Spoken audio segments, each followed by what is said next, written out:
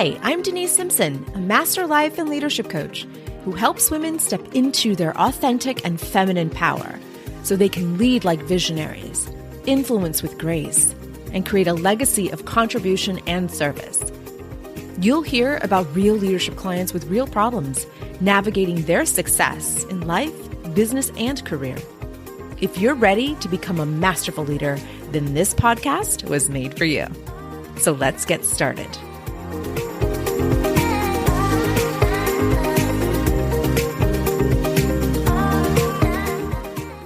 Hey, welcome back, leader. Happy you are here because I want to talk about the great breakup, the breakup that is happening in your mind right now, the breakup that you are considering right now, the breakup that may have already taken place in your brain before it's even happened in reality. That great breakup is the breakup between you and your organization. So there was the great resignation during the pandemic. We're now looking at the great breakup. And this is showing that women leaders in particular, are switching jobs at the highest rates that we have ever seen before. And guess what? Ambitious young women are doing the same. So those on the hierarchy of leadership, those at the highest rung of the leadership ladder, are switching fast and quick. And the younger, ambitious women that are starting their journey are looking at what's happening with these women at the higher levels of that ladder. And they're also thinking, maybe I should do the same. Maybe this is what I should do. I'm not satisfied here. I am not appreciated here. I am undermined here. I feel so much overwhelmed here. I'm just disrespected here. And the microaggressions, well, they're pretty blatant. And I don't want to deal with that either. So we have what's very interesting, both ends of the pipeline. The women entering leadership. Again, the broken rung is what we talked about just a few episodes before. That broken rung for new managers. These are women coming from entry-level employment into that management role. So that's a first rung on that leadership ladder, and it's broken. And I talked about that. So we're looking at both ends of that ladder, and we're in trouble.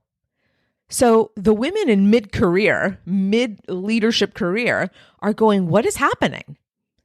My superiors are leaving, and these new, younger, ambitious, emerging leaders are leaving too. What is happening? And so the difference, again, between the great breakup we're having and the great resignation is that the great breakup is really having women rethink and redefine their purpose as leaders. And they're looking at institutions or organizations that are in greater alignment with their purpose and their values. So they're switching jobs. They're not leaving the workforce like the great resignators did during the pandemic. There are many variables that affected that and contributed to the great resignation. But here, we're still in COVID. I still have family members that are suffering from COVID right now. So we're still in this, COVID era, but we're in this emerging out of COVID time in our season. And so what's happening is that women aren't leaving the workforce entirely. They are switching jobs very quickly. Why? Because there's a lot of openings, according to some of my clients. Some of my clients are contemplating leaving their institutions, leaving their organizations to go to another one. So here's what's interesting is that organizations are recruiting top level leaders. They are recruiting women. They are enticing them. They are compelling them. They are paying them 10 times at some places more than they were being underpaid in their current institutions. It is so interesting what's happening right now. And I'm watching this firsthand as I am coaching my clients and discussing their contemplation, their consideration of leaving their current institutions or organizations to go and work for somewhere else. But I have to warn everybody, the grass is not greener on the other side, okay? The grass may not be better on the other side of that fence, right? Because so here we are in this organization, and we're looking at all of the trouble. We're looking at all the challenges. We're looking at all the BS that we've had to endure and that we're still enduring. We're looking at DEI policies that are failing. We're looking at, gender gaps widening, all kinds of disparities happening, right? So here you are thinking these things in your current institution, and you're looking on the other side of the fence, and you're saying to yourself, I wonder if it's better there. I actually heard it was better over there. Well, I have a friend who works there, and she said it's actually really great. So interesting how that side of the fence, the other side of the fence, looks really promising. But you don't know for sure if it is. You are investigating, you are interviewing, you are asking others who are employed there, what do you think? What is it like? And they're giving you their personal, biased opinions. And so I want us to slow down for just a moment. If you are in a position where you are contemplating the great breakup with your current employer, I want to help you rethink this idea. Now, listen, I'm a coach.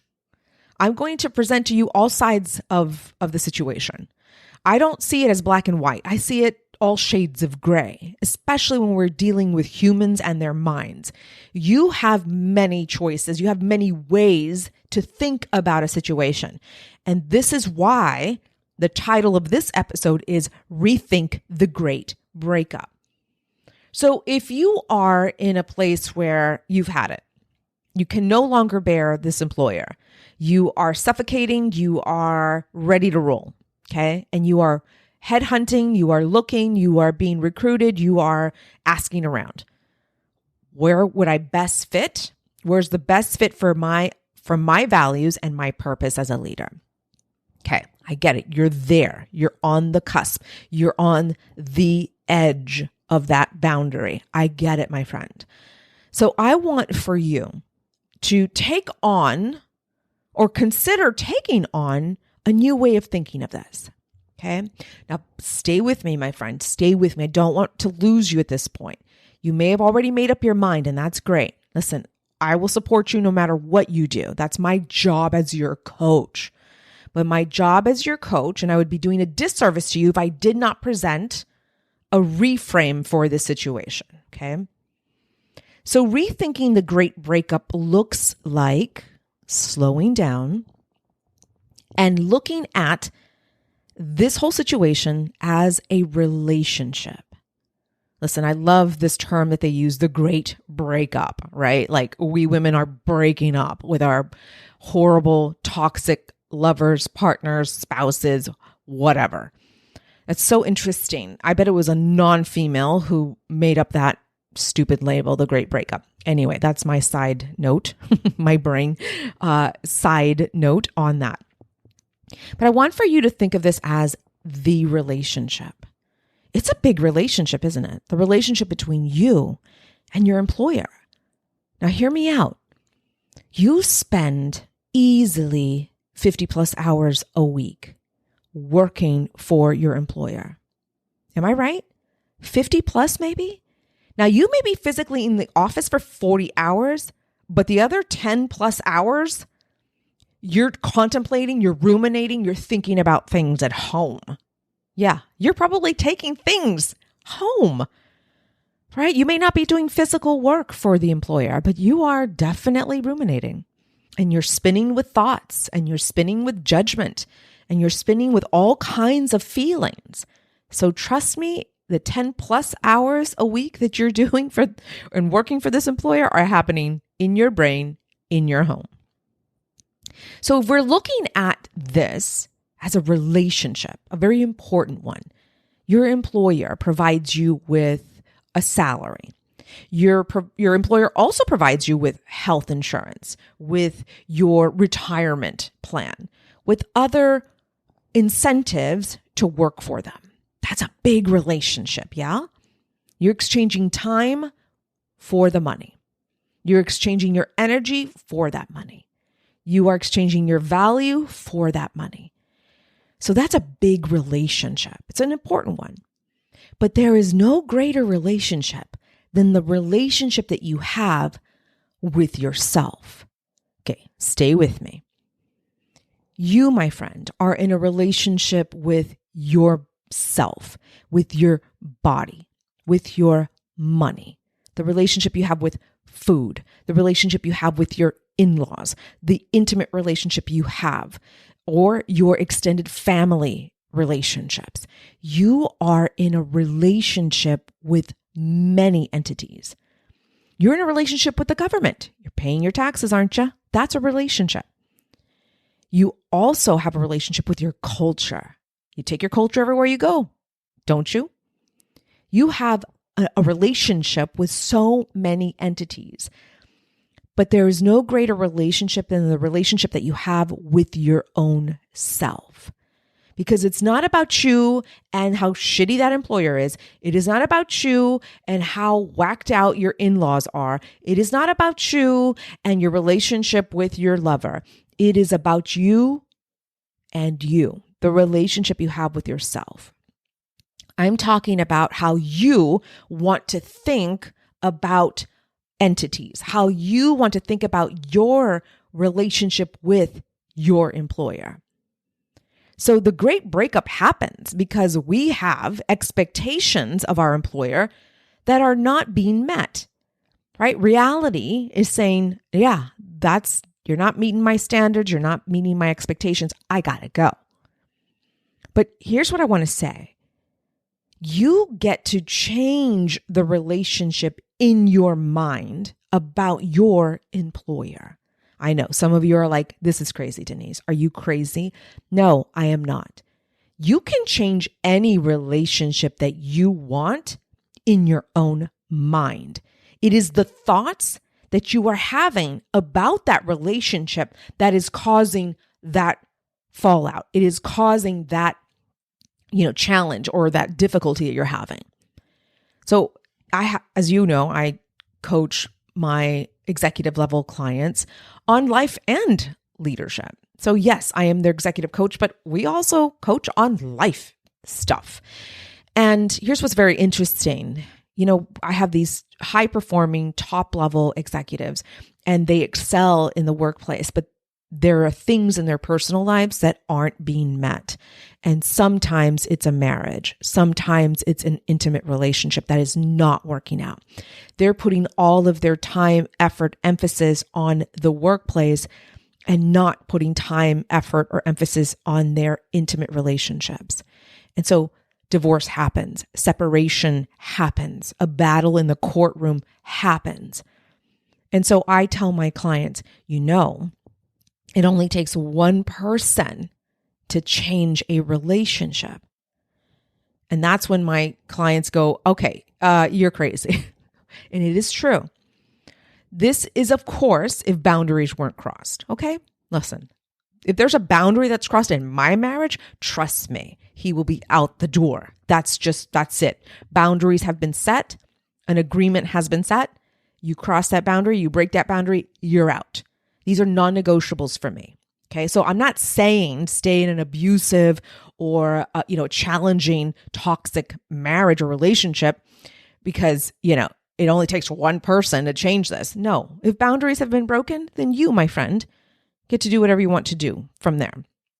But if there is a relationship like the one you are having with your employer, listen, if boundaries have not been crossed with your employer, then you, my friend, are able to look at this situation differently. And I'm going to quickly walk you through how simple this process can be. So I want for you to take out a sheet of paper and I want for you to list out your current thoughts about your employer, thoughts that you're having. Some of these thoughts may have turned into beliefs depending on how quickly you formed a thought into your neurology, how quickly you integrated that into a belief. I want for you to list this so that your brain can see the thoughts that you're having about your employer. I also want for you to list out some of the feelings that come up for you when you think these thoughts. So we're going to list the thoughts that you have. We're going to also list the feelings that are coming up for you as you were thinking these thoughts. And then I want for you to write down the actions that you are taking or not taking because of these feelings that you're having. And if they are negative feelings, they're going to cause certain actions for you to take. But what I want for your brain to look at right now is this list of things that you're thinking about, what you believe about your employer, how you're feeling because of those thoughts, and the actions or inactions you're taking from those thoughts. This is just self-awareness, my friend. That's what we're doing here. I want for you to also ask yourself, are these thoughts true? Is there evidence for these thoughts being true, or is my brain making up a story? Is it confusing it for fiction? Is it confusing it for facts? What is happening here? What exactly is true about this thought? Now listen, your brain's going to go find evidence for how crappy your employer is. But this is where we take an impartial spectator approach, right? This is just you rising above 30,000 feet above the situation so that you can think clearly. Because remember, when emotions are high, especially those negative ones, logic is low. And listen, you are a brilliant woman leader, okay? And we use logic and yes, emotion. But when the brain is flooded and the body is flooded with negative emotions, we cannot think clearly. And that's what this exercise does for us. It helps us look at what is fact and what is fiction in regards to your employer. And then I want for you to then think, is this a relationship that I can really change, like Denise says? And if so, what would I want to think instead? And then list out the thoughts that you want to have about your employer. Remember when you signed up? Remember when you were hired? Remember when you applied initially? Remember when you were so excited about this opportunity? Remember about the opportunity to work for someone amazing? Remember this feeling of leading your team to great heights, great levels that the organization had never seen before? Do you remember those feelings? What were those thoughts that you had when you first started in this organization? And can I think those thoughts again? Well, of course. You can think whatever you want. This is why I'm just offering a different way of looking at this great breakup. So if you're contemplating this right now, my friend, you can rethink the relationship you are having with your employer. It's an important one, but the relationship you want to have that's stronger is the relationship you have with yourself. What do I want to think? What do I want to feel instead? What actions do I want to take from these feelings of feeling empowered, of feeling certain, of feeling confident that I'm with the right employer? Right? So you get to decide what you want to do next. Again, as your coach, I would be doing a disservice to you if I didn't offer an alternative way of looking at the great breakup. Because here's what's important to me, and I know it is important to you. You, my friend, want to have agency over your brain. You have 65,000 plus thoughts a day. And if you're anything like me, it's 90,000 easily. I'm easily in the 90,000 thoughts a day. But I get to choose intentionally what I want to think and how I want to feel about the relationships I have in my life. That's the agency that you want to have over your thoughts. Thoughts don't just happen to you. they'll happen to you and they'll create very interesting results in your life if you let them.